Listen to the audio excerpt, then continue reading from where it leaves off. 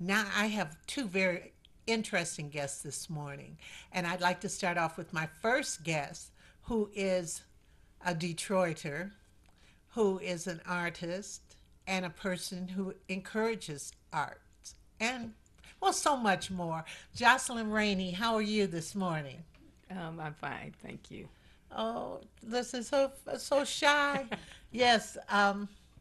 Now, I was so impressed. I saw a trailer that she did for a film that she has, and I saw it on the internet, and I sought her out, and I got her over here because it was so interesting. But let me talk about her just a minute. Now, was I correct in saying that you were a Detroiter? Were you born here? I was born here, raised here, educated here through my master's degree. Detroit Public Schools, right? Right, Detroit Public Schools, College of Creative Studies, and Wayne State. Excellent, Yeah. excellent, excellent. And she's an artist, but she's also an educator, correct? Yes, I'm an educator. I'm an art teacher and an administrator at Wayne County Community College. Excellent, excellent. Well, tell us about Finding Mona Lisa. That's the name of her film, Finding Mona Lisa. Well, Finding Mona Lisa is a documentary about the youth group that I started, which is Finding Mona Lisa: Urban Students Become Global Scholars. And and I've taught. I was teaching high school from 1998 to 2006, and I was teaching art and art history in an all male high school, and so I felt like I wanted my students to be exposed to the masters of arts all over the world. And so we started with the Mona Lisa, and I asked my 11th grade class, did they want to go on a field trip? And they said yes. I said, let's go to Paris. You know, Let's go to Paris. yeah, That's quite a field trip. that is. I know what it took just to get on a bus and go across town, but Paris? Yeah. Well, let's see if we have a bit of the trailer for Finding Mona Lisa.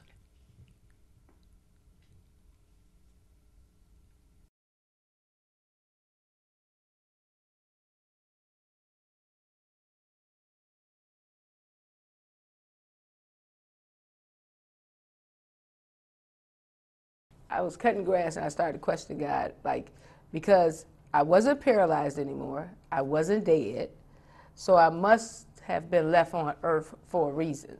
So I started to dream that I was an artist. And so in 1998, I took this job as an art teacher in an all boys Catholic school. But it wasn't the Catholic school that we know. I knew that I could teach them that art would change their lives. I knew that I should be there for that reason. Art would change their lives because it changed my life. I started to think about, would these students ever see the artwork that they're learning about and that they're duplicating? And would they ever, experience the culture that created that artist, that created that masterpiece? One day I walked into my 11th grade art class and I asked them, did they want to go on a field trip? Of course they said yeah. And so I said, yeah, let's go find the Mona Lisa.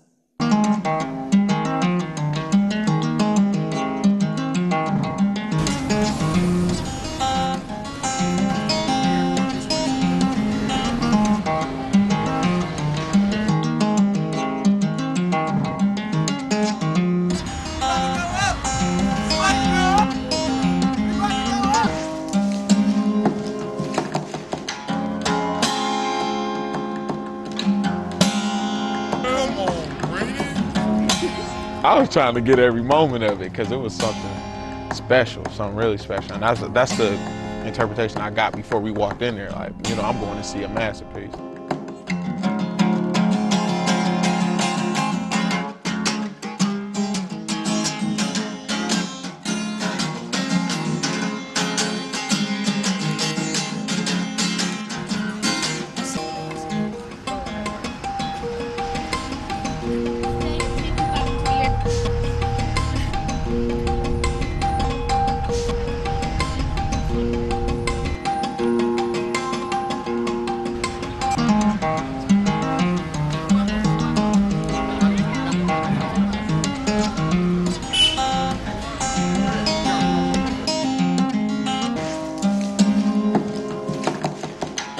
Finding Mona Lisa is like on a grand scale.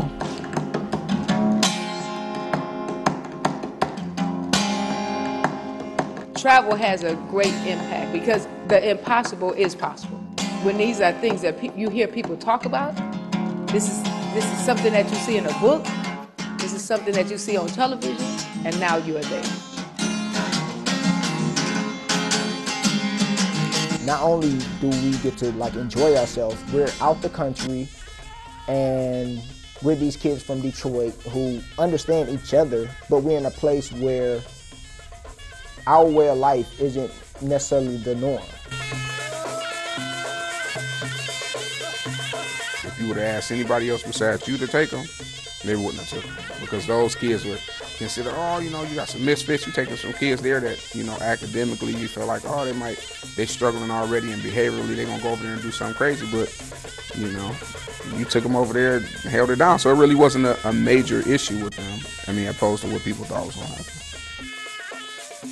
So I think it just really opened up their mindset that there was life above, you know, beyond the basketball court or the football field.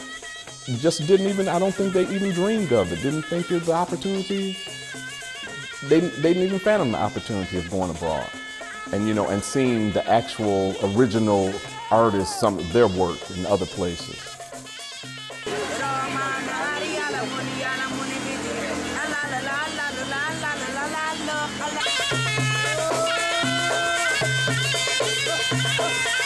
You know, if there hadn't been an arts program, it could have gone so different for him. I definitely know that it has influenced his direction in life. I know it has. Finding Mona Lisa 313 is in itself an exhibition. The students are the works of art. The gallery spaces are the places that they travel to. It's movable. It's malleable. They interact in a more of a performative way, and it's not static. When we change the vision of our young people, we change their thought process. Eventually it changes their heart, and ultimately it changes their lives, and they become the change we need in the world. Finding Mona Lisa, urban students become global scholars. Finding Mona Lisa 313, art changes lives. Bravo. Thank Bravo. you. And the entire film will be shown when? May 29th at 7 o'clock at the Charles H. Wright Museum. Excellent, excellent. Because, okay, let me ask you about that. Let me ask you about what you said at the end. If you get children to what? If you change their vision, then it'll change their heart, you know, and it'll change their mindset. And like they become the change we need in the world, they just need to see something else. Like sometimes we was in a place and some of the students was like, I don't see any fighting, I don't hear any gunshot. And that's not like a cliche, you know. It's sometimes students live through that. I mean, we do it in urban cities. It's not just Detroit. It's just that, you know, it's so many people and so many things going on. And so for them to go to a place that they read, they see in a book, or they see on television, or they see on the web, and they're standing in that place, it gives them another thought that the impossible is possible. Absolutely. Yeah. And it changes their view of the world. Yes. Because many times their view is just what they've seen. Right. Or even watched on television and didn't think that they could ever get there, maybe like to Paris. So so you decided to go on a field trip to Paris. Yes. So how did you go about it? Well, you know, it was a lot of students wanted to go, but we ended up with 7 students. And what I did was I started to contact the community. I showed their parents how to, you know, take a letter around and get money from from their families, from their employers and stuff like that. And I sold some artwork, and, you know, a lot of artists in the community They gave us, donations, and even my mailman gave us like $20 and told me to buy some film. I tried to explain to him that we was in the digital age, but it's just that he wanted to be a part of it, and people were so excited that these students got a chance to leave Detroit and got a chance, because most of them have never been on a plane. We got their passport. So it changed the family also, because they have to learn how to go get a passport, learn what to pack, what is it? This kid is going to be, and this kid is going to be away from their family for 7, 8, 9 days, Absolutely, absolutely. And were some people apprehensive about you going with the kids? Well, yeah, the school was, and me and the school, we had a little spat, but it was, but just like I told them, it was spring break. Their parents want them to go. I'm going to take them, and really the school had nothing to do with it. But we just met at the school, at that time in life. But after that first trip, they got on board. Yeah. That was excellent. So the plane ride over was how long? 12 hours? Yeah. And I saw so many images in this, in the trailer. Can you tell us what their days look like?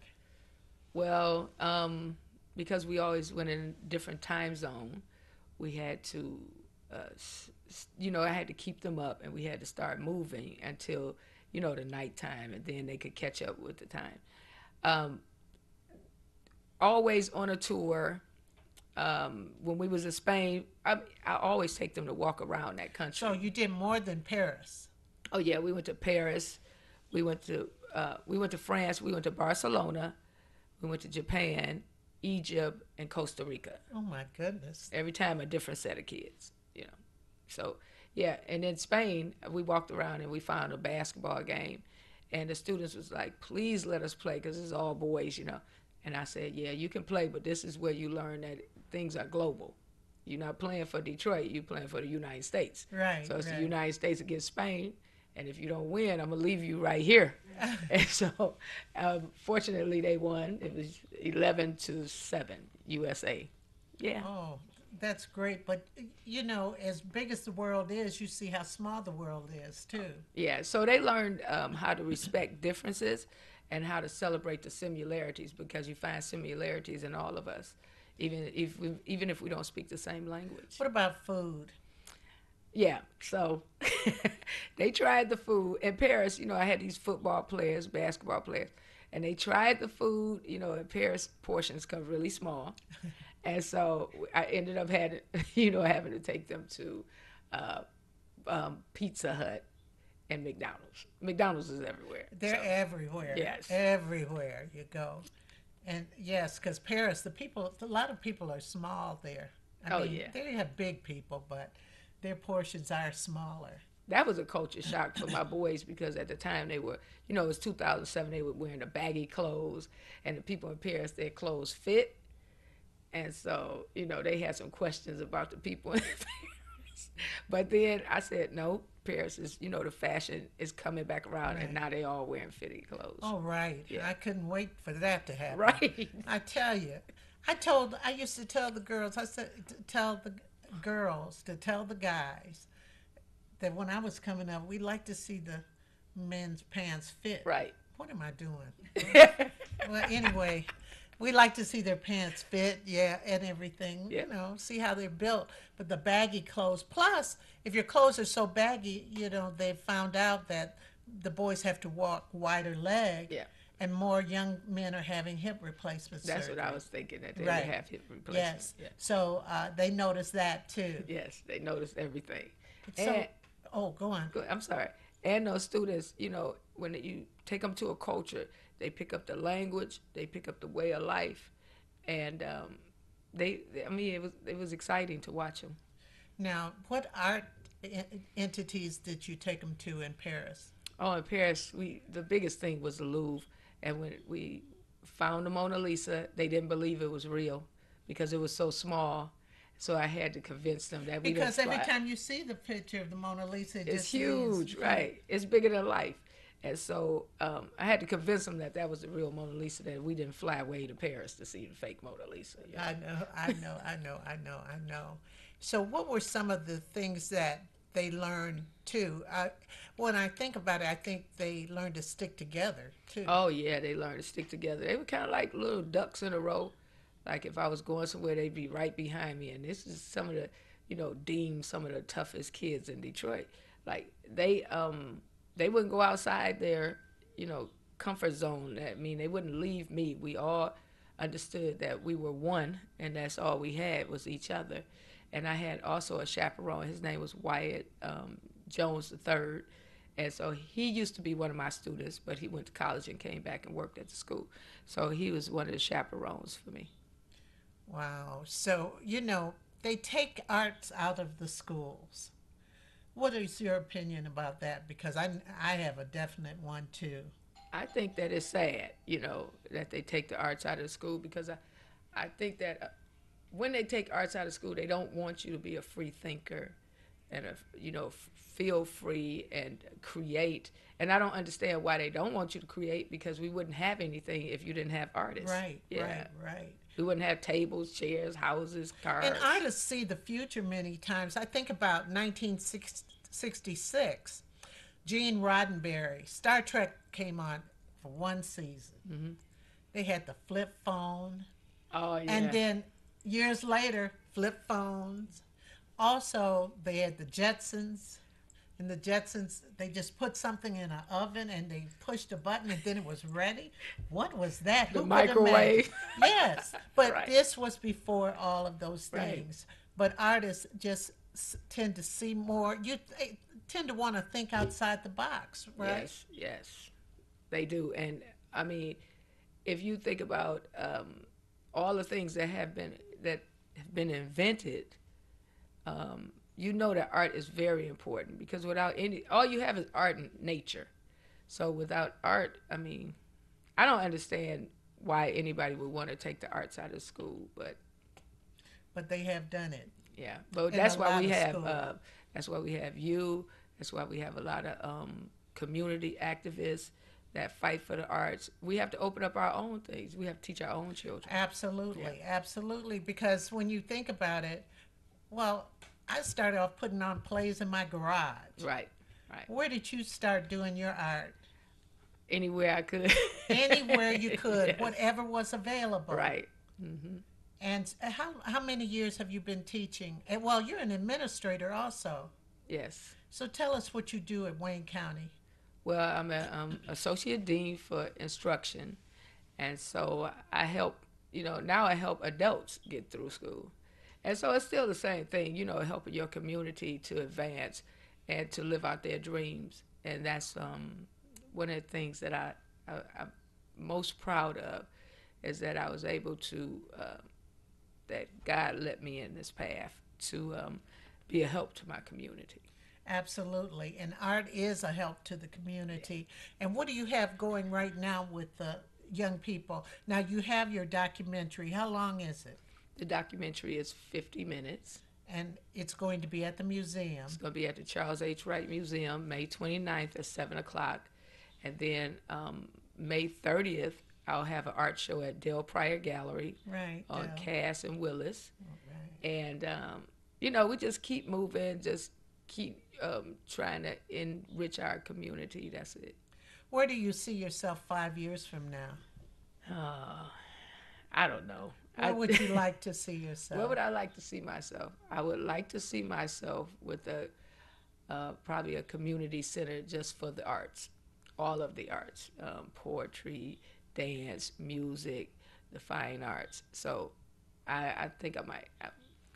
That's what I always envisioned that when I was in school. Yeah, put it out there, because build it. They will come. Yeah. They will come, because so many people want instruction. They want training. It's nothing like it. And you have that camaraderie. And if you have somebody like a teacher like yourself who cares and wants nothing but the best, that's the thing I used to tell my students. I said, when you get up there, nobody wants you to fail. We're all behind you. Right. And because sometimes you're really putting yourself out there with the arts, aren't you? That's true. You're putting yourself out there, and I mean, it takes courage to be in the arts, because you're creating something from your spirit and from your mind, and you put it in front of people who will criticize it, but most of all, people will love it, and some people might not like it, but long as you did it and you like it, that's what counts. And it takes some skill. It takes skill, and that's why we go to school, because it takes skill. And you never really stop learning. Oh no, when I you're still dealing take with the I arts. still take classes. So So do you have, besides art, do you have another artistic talent? I don't know. No. Do you sing? No, my mother sings, and my brothers, they play all types of instruments, and so when growing up, I thought that I was adopted because I couldn't sing or play instruments, but then God showed me that, the fine arts is what I do. So this summer, what do you have on tap? This summer, just creating artwork. We just got back from China, me and a few kids. Tell us about that. Just tell us a little about that, please. Oh yeah, China. China was interesting because we were in Beijing, and every time they saw the kids, they would cry. Sometimes they wanted to take a picture with them, but they cry.